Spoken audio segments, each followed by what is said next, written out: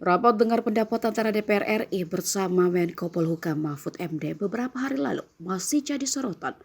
Sorotan juga datang dari pengamat politik Rocky Gerung yang turut mengomentari momen rapat tersebut.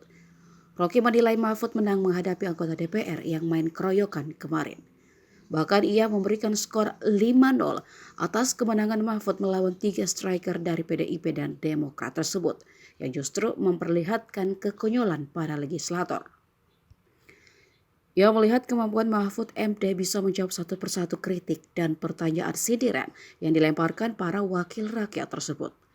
Usai rapat dengar pendapat kemarin, Mahfud MD mendapat hujan dukungan dan sanjungan dari netizen. Para netizen berterima kasih kepada Mahfud yang mau membongkar adanya pejabat negara pencuri uang rakyat. Mereka pun bersyukur karena masih ada orang baik dan berpikiran jernih di negara ini yang peduli akan kemajuan bangsa. Tak sedikit dari mereka, seusai menyaksikan rapat di gedung parlemen yang solo player versus squad DPR, menyatakan Mahfud adalah definisi menang di kandang lawan.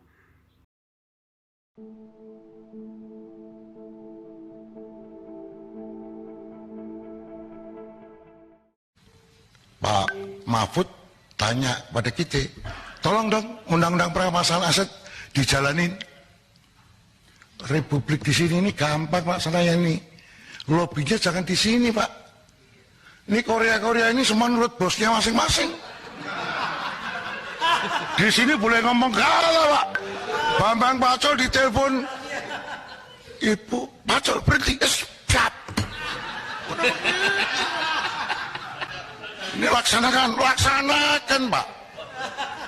Jadi 2 presiden pernah nanya sama saya, pembatasan uang kartal sama ini RUU ini yang mana ya?